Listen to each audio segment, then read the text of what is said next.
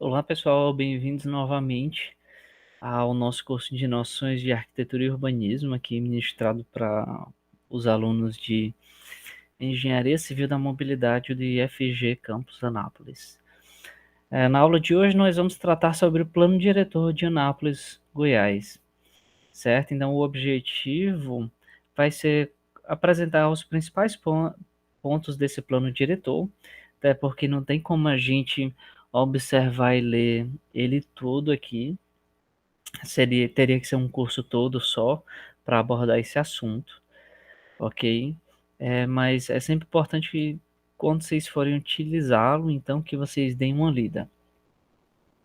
Para isso, então, a nossa aula vai tratar sobre o plano diretor de Anápolis, né? Que vai ser o nosso macro tópico, e nós vamos dividir a aula em objetivos e estratégias do plano diretor de Anápolis, na parte que concerne a estruturação do planejamento da cidade de Anápolis. Uma terceira parte que vai tratar aqui sobre a mobilidade urbana e como ela é tratada pelo plano diretor de Anápolis. Patrimônio ambiental, que seria outro capítulo aqui desse plano diretor, e um sistema de planejamento e gestão urbana do plano diretor de Anápolis. Então, sem mais delongas, o nosso plano diretor de Anápolis, ele é regido pela Lei Complementar 349 de 2016, aqui em sua versão mais recente, tá? Existem outros aí de 2008, 2013, e é importante a gente lembrar, como a gente viu em aulas passadas, que os planos diretores, eles devem ser revisados a cada, no máximo, 10 anos, né? E Anápolis está indo bem nisso, porque está revisando aí seus planos diretores com uma frequência até maior, até agora.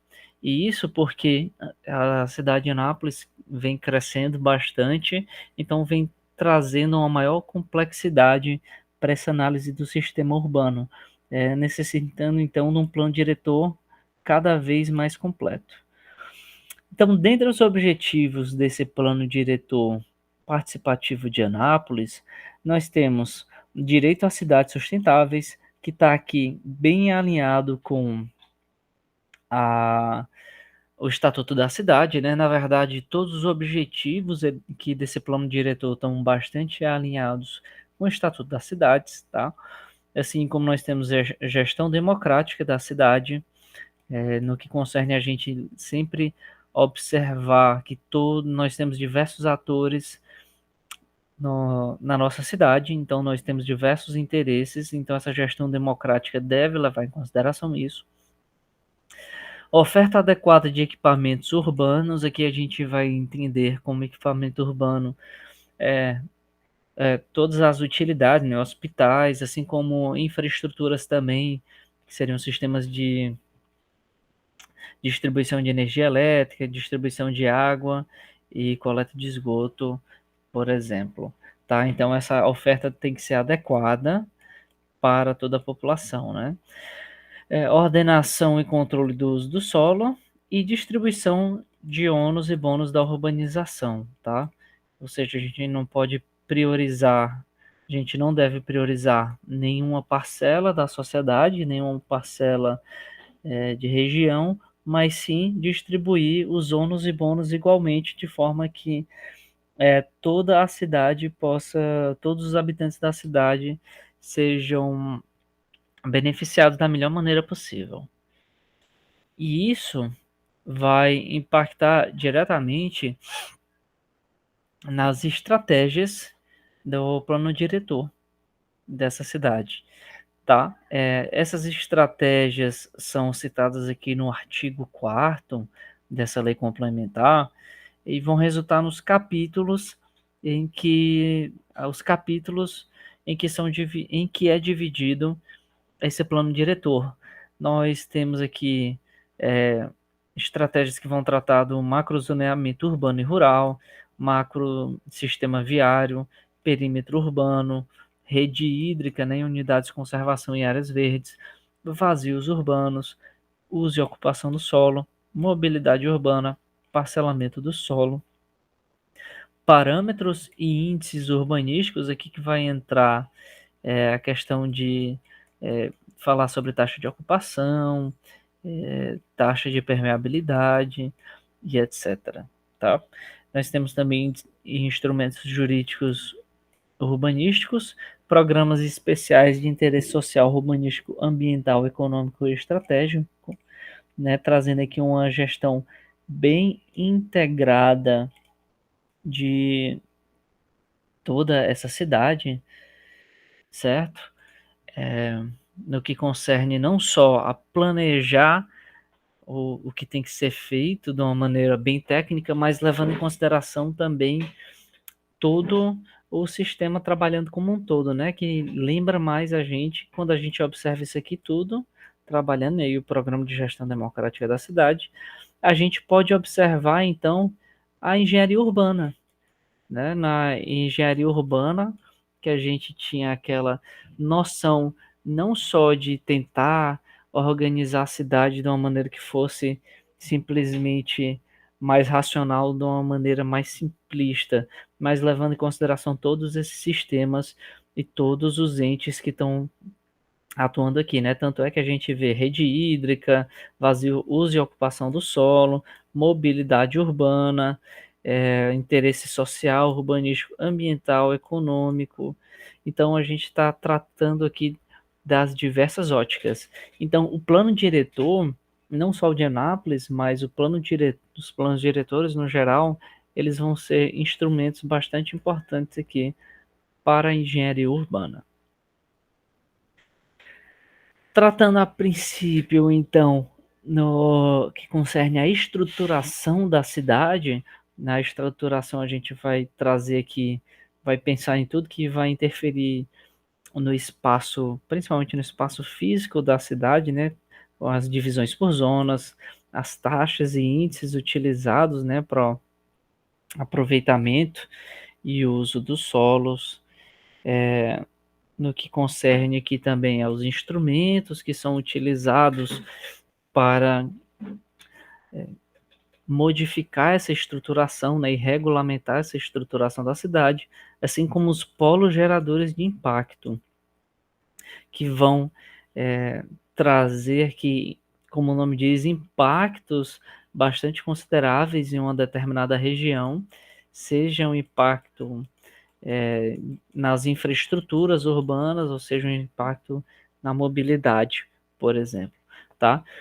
Então, as estratégias de ordenamento territorial, elas têm que garantir a sustentabilidade socioambiental e econômica da cidade, tá? Com isso, a gente tem aqui que deve estabelecer um equilíbrio producente, responsável e sustentável entre o ambiente natural, o construído e os vetores econômicos, estabelecer uma distribuição justa, equitativa e isonômica dos ônus e bônus do processo de urbanização. Aqui, ó, já a gente tem bem claramente um daqueles objetivos, né, que estão tanto no Estatuto da Cidade como no próprio Plano Diretor de Anápolis. Valorizar e racionalizar o uso da terra, promovendo instrumentos apropriados para incentivar a ocupação dos vazios urbanos dotados de infraestrutura. É que ele vai estar relacionado a como a gente planeja a cidade, né? Nós temos, quando a gente faz uma previsão para o futuro, um governo, por exemplo, ele vai gerar lá, vai gastar dinheiro para promover uma infraestrutura, pensando no crescimento da cidade para uma determinada região, de acordo com os interesses, né, regionais. E para que isso se concretize, já que tanto dinheiro foi aplicado nessas infraestruturas, é importante que se tenham instrumentos para incentivar a ocupação desses vazios que já estão planejados, tá? Então, aqui a gente tem uma importância bastante crucial desses instrumentos.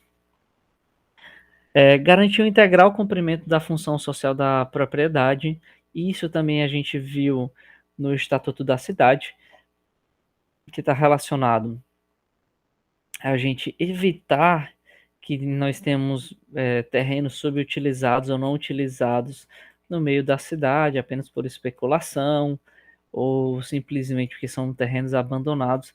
A gente quer que esses terrenos sejam utilizados e cumpram a função social da propriedade. O que é? Vai ser promover qualidade de vida, segurança, entre outros, para os habitantes. Assim como a função social também das propriedades está relacionada ao desenvolvimento econômico, né? Então, deve ser sempre o plano diretor aqui de Anápolis também traz essa ótica da função social da propriedade. Difundir uma cultura de construções sustentáveis utilizando tecnologias de eficiência energética e reuso de água, tá? Então, uma preocupação ambiental aqui. Promover a mobilidade nos espaços da cidade, por isso que a gente tem que sempre observar também essa questão dos polos geradores de impacto, né? E promover a acessibilidade universal. A acessibilidade que vai estar relacionado a um direito, né? A um direito universal das pessoas de poderem se locomover, de poderem acessar as edificações, tá certo? Então, também trazido aqui no artigo 6º do Plano Diretor de Anápolis.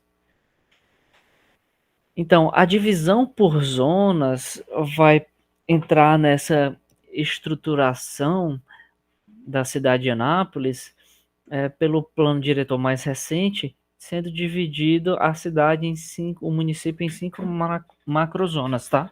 Em versões anteriores se tinham até 6 macrozonas, trazendo uma macrozona urbana, mas isso foi modificado. Hoje em dia, o plano mais atual vai trazer apenas 5 macrozonas. A macrozona do Rio João Leite, que é uma área que vai estar mais relacionada aqui com várias microzonas de preservação ambiental. Nós temos a macrozona do Rio das Antas, macrozona do Ribeirão Piancó, macrozona do Rio Padre Souza e macrozona do Rio Caldas. Como é que isso aparece, então, no mapa?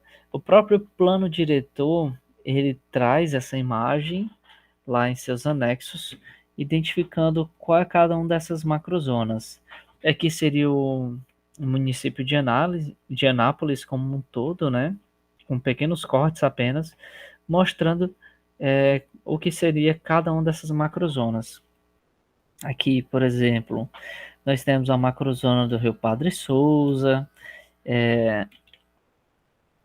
essa macrozona do Rio João Leite, que é essa mais voltada aqui para preservação ambiental, tá certo? Que vai ser toda essa mancha azul aqui.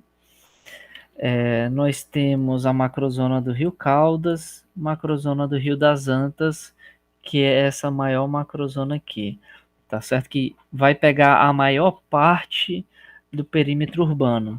Perímetro urbano atual de Anápolis, que é dado aqui por essa linha vermelha, certo? E essa linha roxa aqui está mostrando a macrozona, o perímetro urbano. Se eu não me engano, é em 2013. E esse aqui seria o atual, tá certo? Então a gente percebe o quanto que a cidade de Anápolis cresceu, o perímetro urbano cresceu durante esse período, esse pequeno período. E essas macrozonas aqui vão ser importantes, né, para o planejamento, mas principalmente a divisão dessas macrozonas em microzonas. Essas microzonas é que geralmente vão trazer, são elas que vão trazer principalmente os índices que devem ser aplicados. Índices. Entre outras diretrizes, tá? Então a macrozona serve como um objeto de interesse para que se tenha um maior planejamento, que é que você está pensando, mas são nas microzonas que a gente vai aplicar a maior parte dos instrumentos. Então, para colocar em prática essa estruturação da cidade, é necessário, além desse macrozoneamento, a utilização de instrumentos urbanísticos de intervenção no solo, tá? Dentre eles, a gente vai dar especial ênfase que as normas, taxas e índices aplicados. Então, esses seriam instrumentos urbanísticos, né? O que é que, de uma maneira geral, o que é que a gente pode entender como instrumentos urbanísticos? Vai ser todo aquele instrumento utilizado para definir aqui como a gente vai utilizar esse espaço urbano, como utilizar esse solo urbano. Então, principalmente a gente tem essas normas, taxas e índices aplicados. Por exemplo, aqui no artigo 60 do Plano Diretor de Anápolis, nós temos os parâmetros urbanísticos de uso residencial, definidos aqui para uma habitação singular. O recuo frontal tem que ser no mínimo 3 metros, recuo lateral de 1,5 m, recuo de fundos 1,5 m e gabarito máximo de até 10 metros de altura. Professor, então quer dizer que eu não posso construir edifícios com mais de 10 metros de altura? Não, esse aqui na habitação singular. Quando a gente, se vocês abrirem lá esse plano diretor e forem ver os demais tópicos aqui, os demais incisos desse artigo 60, vocês vão ver que vão tratar de habitações multifamiliares, empreendimentos comerciais, e etc, tá? Inclusive, tem até uma seção específica para postos de gasolina, trazendo todas as restrições para esses, perdão, para esses postos de gasolina, mostrando que eles não podem estar próximos a regiões de escolas, por exemplo, hospitais, ok? Então, esses seriam instrumentos urbanísticos que podem ser encontrados aqui nesse plano diretor de Anápolis. Outros instrumentos que também são utilizados nessa política urbana vão ser divididos em alguns grupos. Nós temos aqui nos instrumentos de planejamento municipal, especialmente o planejamento de aglomerações urbanas, distritos e polos industriais e empresariais, certo? Isso vai estar bem relacionado a um zoneamento, né? Quando a gente fala aqui distrito e polo industrial, por que a gente cria um polo industrial?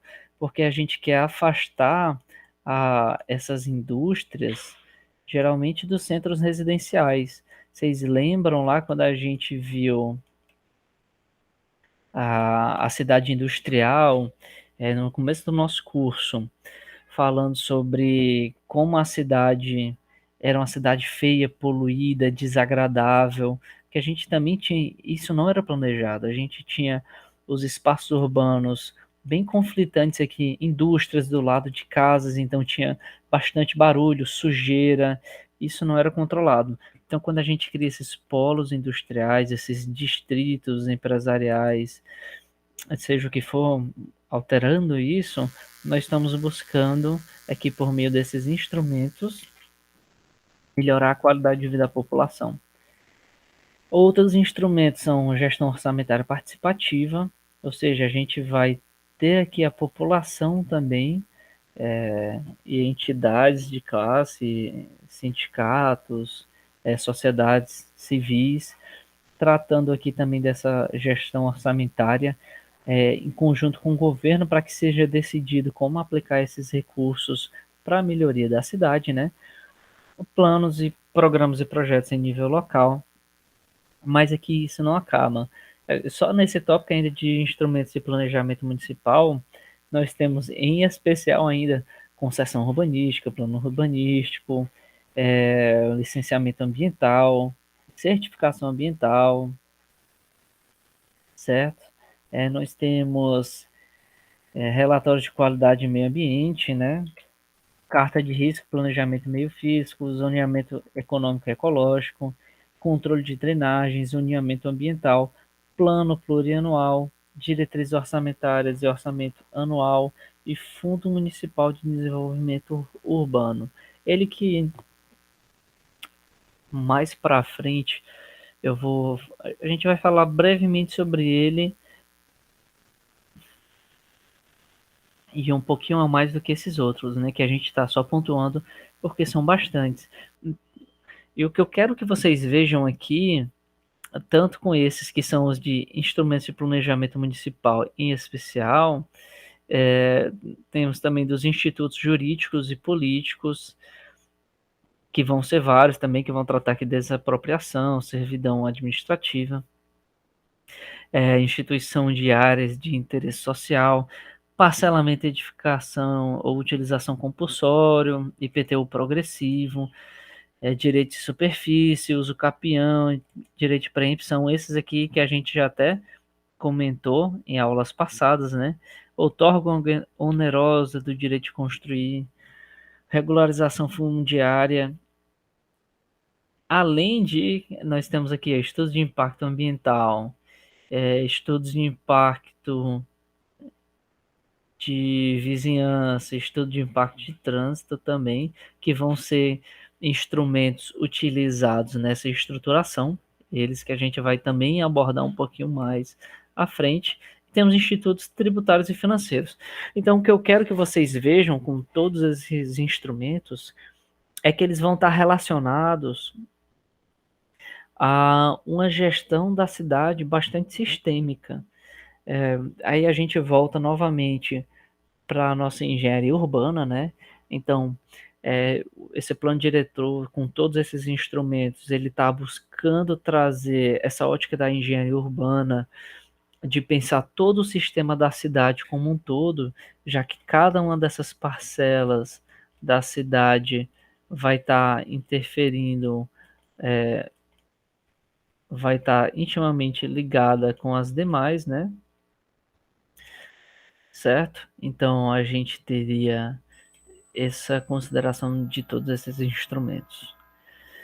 Daí eu trouxe aqui para a gente falar um pouco mais, e de uma maneira bem breve ainda, mais sobre o fundo de urbanização, por que que ele existe e por que ele vai ser tão importante, né? Esse vai ser um fundo criado aqui, ele tem até um nome específico, né? Fundo Municipal de Desenvolvimento Urbano. Esses fundos de urbanização, eles são fundos criados com o interesse de aplicar essas verbas na área de interesse social, urbanístico, ambiental e na gestão do plano. Isso por quê? Porque a gente vai precisar desse fundo de forma a garantir que, primeiro, esse plano seja cumprido e esse plano sendo cumprido, que ele possa atender às expectativas gerais e as próprias diretrizes e objetivos do plano diretor, que estão relacionados às diversas esferas, em especial aqui o interesse social, já que a gente tem que pensar na cidade como uma cidade para todos, certo? Lembrando dos ônus e bônus divididos igualmente, né, para todos todos da população, certo? A gestão aqui urbanística, porque vai estar relacionado à divisão dos espaços, né? A trazer uma qualidade de vida também, assim como a gestão ambiental, porque a gente não pode simplesmente pensar no crescimento da cidade e deixar que tudo seja destruído, né? Que a gente acabe com os nossos recursos naturais, que vão ser tão importantes. Outros instrumentos que eu gostaria de falar um pouco mais aqui com vocês são os polos geradores de impacto. Como a gente viu, o estudo desses polos geradores de impacto, né? Na verdade, o polo gerador de impacto não é um instrumento, mas o estudo deles, os estudos de impacto e os relatórios de impacto, né? Eles vão ser bem importantes para o nosso planejamento da cidade, de forma que na hora que eu tiver um polo desse sendo criado aqui, ou quando a gente pretende implantar, para que seja observado se ele é adequado para aquela região e acaba funcionando então como uma ferramenta de controle para a gente observar se aquele empreendimento vai estar de acordo com o nosso plano diretor ou não, certo? Então, Quanto aos polos geradores de impacto, a gente pode trazer aqui duas naturezas principais, que seriam os empreendimentos geradores de impacto de vizinhança, que vão, a partir deles, a gente vai ter os nossos relatórios de impacto de vizinhança, eu já coloquei até aqui, né, que seria só relatório de impacto, e os polos geradores de impacto de trânsito, que vão gerar os relatórios de impacto de trânsito, né? E aqui os estudos de impacto de vizinhança, estudos de impacto de trânsito, além dos impactos ambientais, né? Nós temos também os estudos. Aqui, quanto ao impacto de vizinhança, nós tivemos até esse ano, na nossa Semana de Engenharia Civil da Mobilidade, um mini curso com a professora Evelyn, em que ela tratou sobre esses estudos de impacto de vizinhança, como que eles devem ser abordados, o que é que a gente vai observar da maneira principal. Trouxe até estudo de caso bem interessante na implantação de um shopping, certo? Então, é algo bem interessante aqui. E quando é que a gente vai precisar desses estudos de impacto de vizinhança, então? Para isso, o próprio plano diretor de Anápolis, ele vai trazer quem é que é considerado um empreendimento que vai causar um impacto de vizinhança e para o qual vai ser exigido esses estudos de impacto de vizinhança. Então, aqui é definido pelo artigo 98 que são considerados usos geradores de impacto os empreendimentos públicos ou privados com potencial para sobrecarregar a infraestrutura urbana ou que repercutam significativamente no meio ambiente, que alterem os padrões funcionais e urbanísticos da vizinhança ou espaço natural circundante. A saber, aí aqui são trazidos alguns exemplos, ok? Que são os terminais de carga e terminais de passageiros, com mais do que 1.000 metros quadrados de área útil, tá? Então, os aeroportos aqui no geral, eles vão ser polos geradores de impacto. Essa área útil aqui a gente vai pensar na própria área, descontando a área da pista, né? Aquela área de segurança, vai ser a área realmente do empreendimento, onde a gente tem check-in, embarque, e etc. E aqui no terminal de carga seria relacionado à área de armazenamento, né, de movimentação de material. Empreendimentos com mais de 2.000 metros quadrados ou em que nós tenhamos mais do que 300 pessoas simultaneamente. Aqui eu trouxe o caso de shoppings, né? Porque shopping é um exemplo clássico disso. A gente tem shoppings aí de alguns milhares de metros quadrados, né? A maioria dos shoppings aqui vai comportar mais que 300 pessoas simultaneamente. Então, para esses empreendimentos também é necessário que a gente tenha esses estudos de impacto de vizinhança, porque pense bem, né? Aqui falando aqui dos shoppings, mas levando em consideração todos os outros, vamos ver aqui mais que 300 pessoas simultaneamente. Então a gente vai ter uma demanda maior de água, de energia, de esgotamento sanitário. Então, ó, vai sobrecarregar a infraestrutura urbana, tá? Então, é nisso que a gente vai estar pensando quando falar desses empreendimentos geradores de impacto. Outro exemplo são casos de eventos, bares com mais do que 300 metros quadrados também de área útil, igrejas, mercados, instituições de ensino, etc., com mais de 1.500 metros quadrados, tá? Isso porque todos esses tipos de empreendimentos aqui vão ou sobrecarregar a infraestrutura urbana, ou alterar significativamente o meio ambiente, ou ainda alterando os padrões funcionais e urbanísticos da vizinhança, tá? Esses seriam alguns exemplos.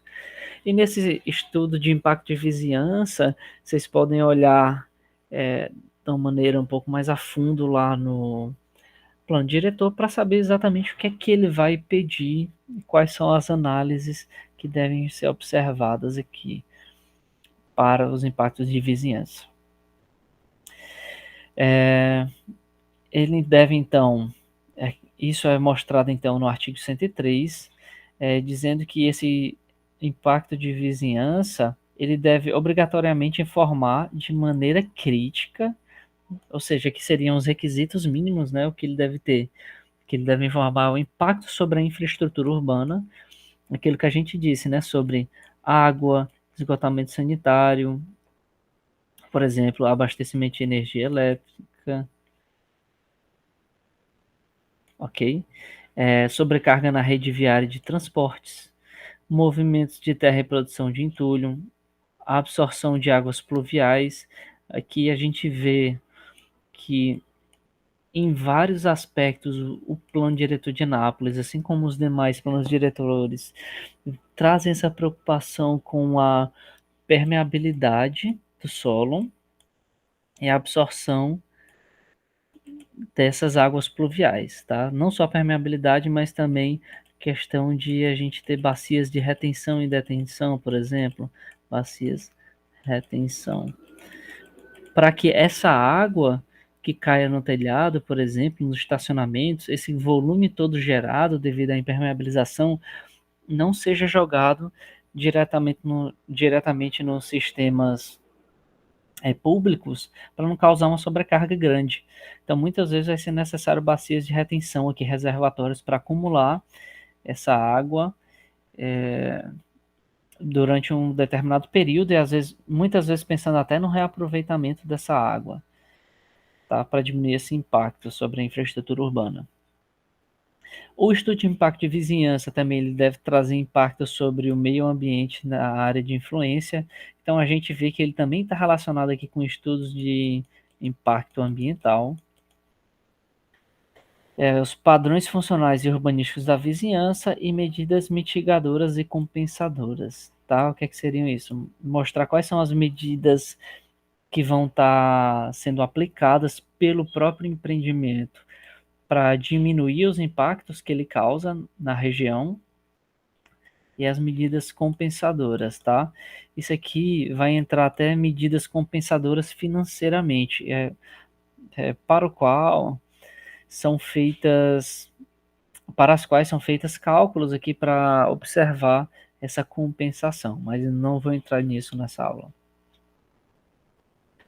Já os empreendimentos geradores de impacto de trânsito, eles vão ser até bem semelhantes ao que a gente viu para os impactos de vizinhança, então muitas vezes a gente vai ver que eles vão estar relacionados, né? O estudo de impacto de vizinhança vai estar junto também com o estudo de impacto de trânsito e muitas vezes também com o estudo de impacto ambiental, tá? Então, esses três estudos vão estar muitas vezes juntos e vão ser instrumentos essenciais aí para o controle e observância desse plano diretor.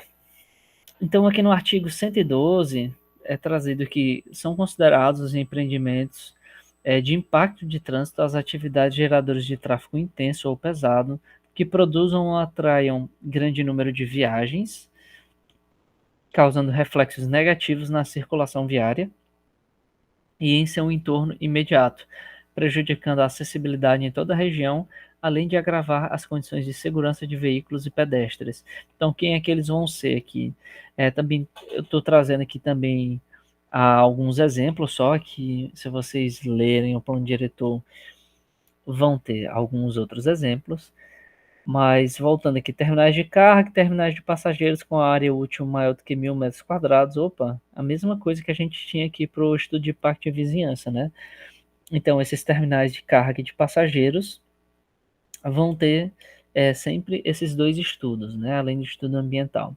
Empreendimentos com mais de 2.000 metros quadrados ou mais do que 50 vagas. Isso porque está considerando que se eu tenho 50 vagas é porque eu tenho um fluxo de carros chegando e saindo grande, né? Aí, novamente, trago como exemplo os shoppings.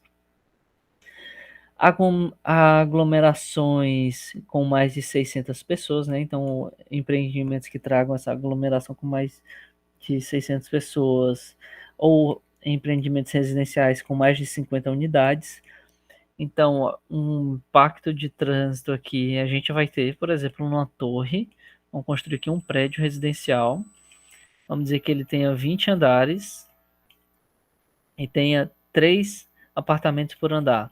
Isso aqui já dá 60 unidades, então já vai necessitar de um estudo de impacto de trânsito, certo? E mercados, centros de abastecimento com mais de 1.500 metros quadrados de área útil, né? Porque entende-se que vão estar várias pessoas chegando aqui para fazer as compras e saindo simultaneamente. Os empreendimentos geradores de impacto de trânsito, então, eles têm que ter esse relatório que deve apresentar, no mínimo, são vários e vários aspectos, tá? Que vocês podem consultar aqui no anexo 8 do plano diretor de Anápolis.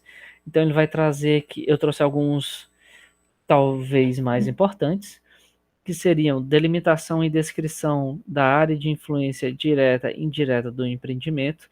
Então, já que eu estou gerando estou com um polo gerador de tráfego aqui, um polo gerador de trânsito aqui, então tenho que dizer qual a área de impacto dele, para a partir dessa área eu caracterizá-la quanto ao uso e ocupação do solo no entorno do empreendimento, além da análise da circulação na área de influência, sem empreendimento, para que a gente possa também, depois de colocar aqui o empreendimento, com a previsão da demanda futura, ver o impacto que ele vai ter em toda essa região, tá?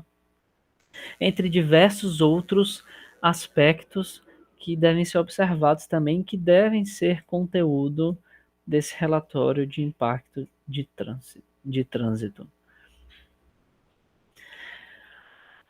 Entrando agora no que concerne a mobilidade urbana, o plano diretor ele traz que essa política municipal de mobilidade vai ter várias diretrizes que vão objetivar facilitar o deslocamento e a circulação de pessoas e bens na cidade, certo?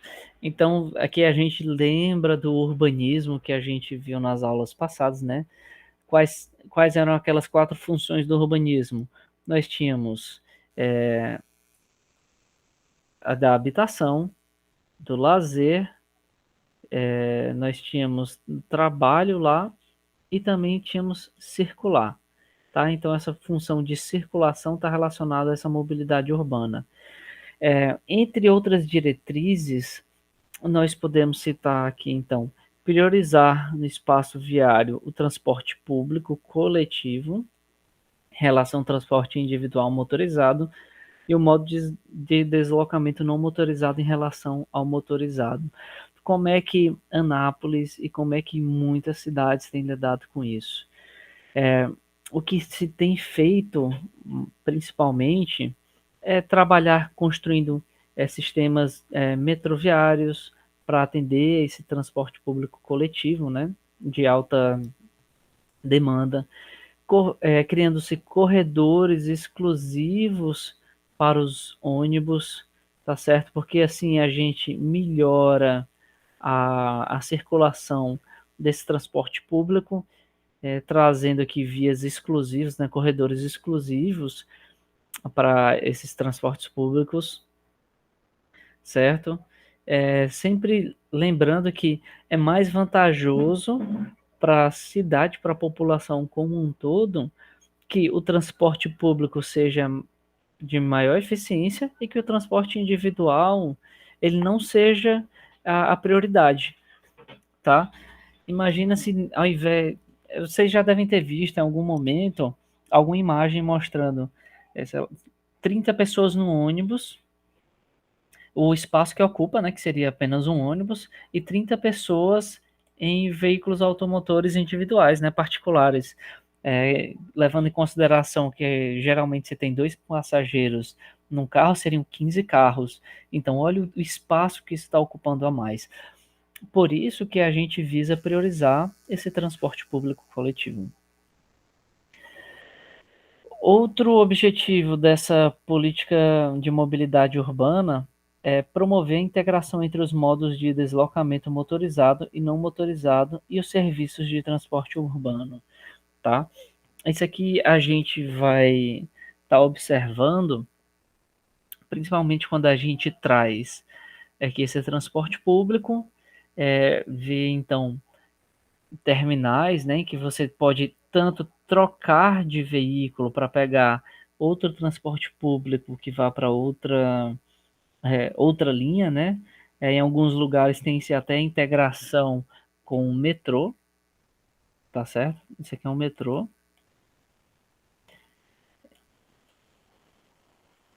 Então, integração com o metrô, com o trem. Então, essa integração faz parte, que é também um objetivo dessa política municipal, assim como o transporte não motorizado também. O que é que seria isso também? A gente ter, além desse transporte público motorizado, que no geral vai estar relacionado aos grandes deslocamentos, que a gente tenha também um transporte não motorizado, às vezes de bicicleta, por exemplo, estações de bicicleta compartilhada, que vão trazer uma maior capilaridade para esse transporte público. Ao invés de eu ter que ter ônibus passando, aqui num caso extremo, né, em todas as vias da cidade, nós poderíamos ter, por exemplo, ônibus passando nas vias principais e próximo a essas paradas de ônibus, termos várias estações de bicicleta compartilhada que vão dar essa capilaridade para os acessos, né, para a mobilidade urbana. E um outro objetivo que eu trouxe aqui seria compatibilizar o planejamento e gestão da mobilidade urbana para promover a melhoria da qualidade do meio ambiente, né? Então, é sempre uma preocupação aqui do plano diretor de Anápolis relacionar todas essas alterações do espaço urbano com essa melhoria da qualidade do meio ambiente ou preservação, ok? Para isso, então, levando em consideração esses objetivos e outros que estão presentes nessa Lei Complementar 349, né, do Plano Diretor, nós temos alguns instrumentos, entre eles a compatibilização aqui entre o plano de mobilidade e o plano diretor, certo? Então, se eu estou pensando já em aumentar a demanda aqui, eu estou pensando no crescimento da cidade para determinada região, eu já tenho que pensar na mobilidade urbana para aquela região, de forma a integrá-la com o restante da cidade. O controle da circulação de veículos motores, né? Isso de forma a melhorar essa circulação, nessa mobilidade. Espaço exclusivo para transporte público. Isso aqui está num dos objetivos, né? Então, a gente usar um instrumento para trazer esse espaço exclusivo está indo ao encontro diretamente com essa primeira aqui, com essa primeira diretriz, esse primeiro objetivo, que é priorizar o transporte público coletivo. Então, quando eu crio essas faixas exclusivas, eu estou justamente trazendo isso aqui, tá? Esse espaço exclusivo para melhorar essa mobilidade urbana. Escalonamento de horários de serviços, aí que está resumido, mas esse escalonamento de horário de serviços visa, por exemplo, escalonar o horário em que a entrada dos alunos na escola, entrada dos pais no trabalho, entrada dos serviços públicos, por exemplo. Isso porque quando a gente faz isso, a gente vai diminuir essa demanda que esses veículos automotores todos é, que estariam, que estariam na rua em um determinado momento para distribuí-los em determinados horários para que a gente não tenha uma sobrecarga. É como se a gente tivesse aqui, por exemplo, deixa eu ver algum canto que tem espaço. fazer aqui. Eu vou colocar 2 gráficos aqui, tá? É como se eu tivesse determinada. Vamos dizer que aqui seja para escolas, vamos dizer aqui que seja para trabalho, e aqui seria para serviços públicos, por exemplo. Se eu tiver isso no tempo, eles trabalhando em horários escalonados, a gente teria uma determinada demanda aqui, uma determinada demanda de mobilidade, certo? Não só de mobilidade, mas carros na rua e etc.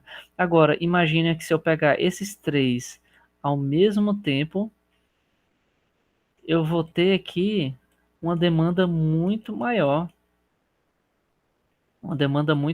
acontecendo aqui no tempo. E isso não é bom para ninguém.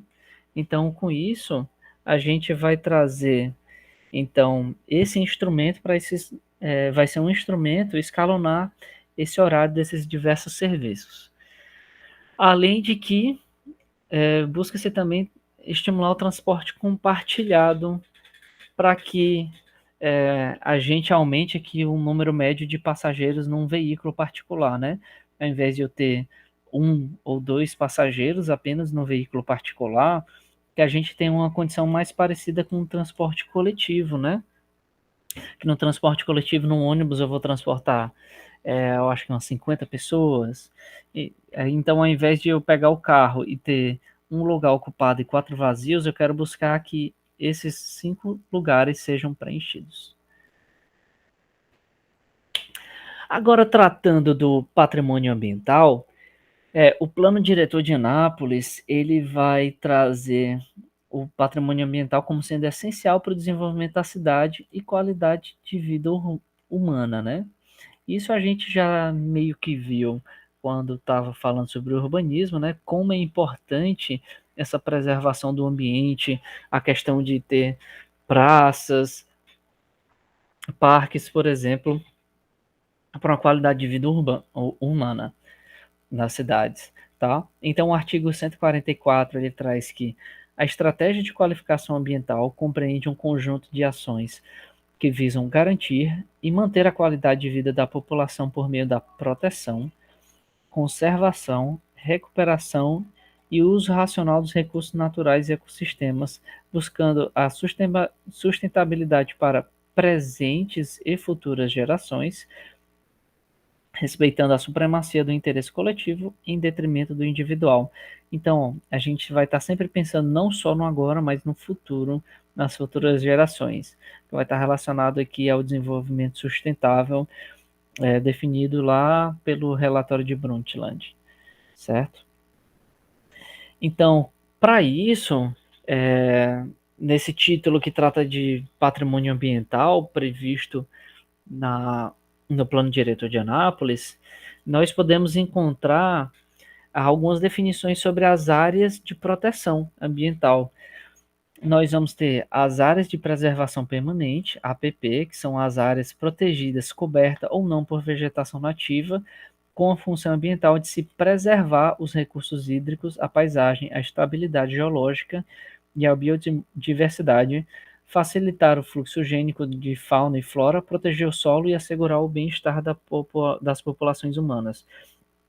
Então, quando a gente trata aqui de preservar, a gente está falando aqui de tocar minimamente. A gente quer deixar aqui essas regiões, essa área de preservação permanente, mais intactas possíveis para que a gente continue tendo uma qualidade ambiental, né, para que a gente possa preservar esse meio ambiente. É definido também no plano diretor, são definidas, né, as áreas de especial interesse ambiental, AEIA, tá certo? Elas vão corresponder aos sistemas aquáticos e florestais e reservas legais e as de interesse paisagístico, parques, reservas florestais, bosques, mananciais, matas, florestas nativas, cujas características no meio físico restringem o uso e ocupação. visando a proteção, a manutenção e a recuperação dos aspectos paisagísticos, históricos, arqueológicos e científicos, tá? Então é outro tipo de área também em que a gente vai buscar manter aqui, preservar da melhor maneira possível para que a gente tenha essa qualidade de vida. É interessante até que essas áreas de especial interesse, elas vão trazer também os parques, né? Então, os parques que também podem ser utilizados para lazer, eles vão ser áreas de especial interesse ambiental, né? Nem todo parque, mas alguns parques vão ser essas áreas de interesse, especial interesse ambiental.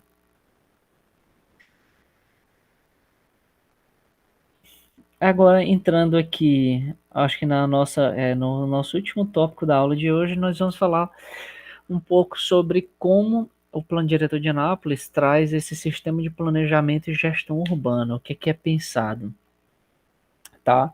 Então, é visto que é entendido que essa gestão e planejamento municipal, eles devem ser articulados de forma a trabalhar de uma maneira conjunta, né? Não basta eu planejar e não basta eu gerir a, a minha cidade, mas eu tenho que gerir ela conforme o meu planejamento, certo? Para que a gente tenha um crescimento ordenado, nós tenhamos uma infraestrutura prevista, causando menos problemas econômicos, sociais, problemas de saúde, até com a falta de infraestrutura de saneamento básico, por exemplo.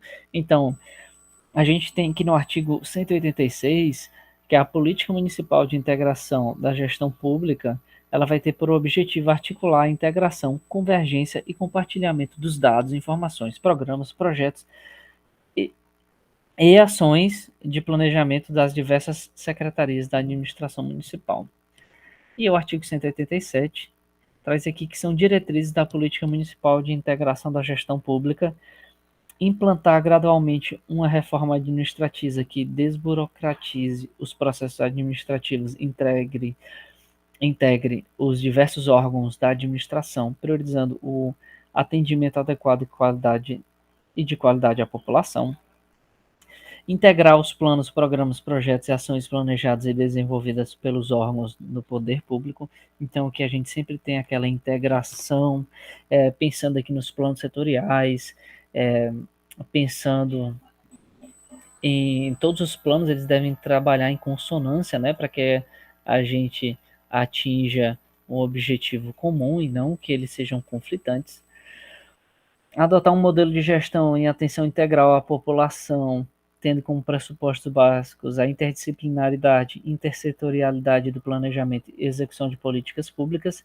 Aqui está bem claro, né? A engenharia urbana, quando a gente fala em interdisciplinaridade, então a gente vai pensar em saneamento básico, abastecimento de água, coleta de lixo, é, abastecimento de energia elétrica, infraestrutura viária, mobilidade. Então, essa atenção integral e multidisciplinar, interdisciplinar, vai estar pensando em tudo isso, trabalhando de uma forma conjunta, né? E otimizar as competências, os recursos locais e o uso dos equipamentos do poder público municipal. Além disso, nós temos aqui algumas outras diretrizes ainda, que eu não vou acabar lendo todas, mas vamos observar aqui que a gente tem interligar todos os órgãos da administração municipal por meio de infovia, é, aplicar os instrumentos da gestão de política urbana estabelecidos pelo Estatuto da Cidade para a adoção de políticas fundiárias e demais programas, projetos, ações estratégicas, e rever, atualizar e aperfeiçoar as leis que regulamentam o uso, o uso e a ocupação do solo para a sua melhor adequação à cidade que se deseja construir com base nas disposições desta lei complementar. Ou seja, basicamente está alinhado aqui com o, o Estatuto da Cidade, né? No que concerne a revisão desses planos diretores, sempre periódica, de forma a adequar as reais necessidades ao que foi planejado, né?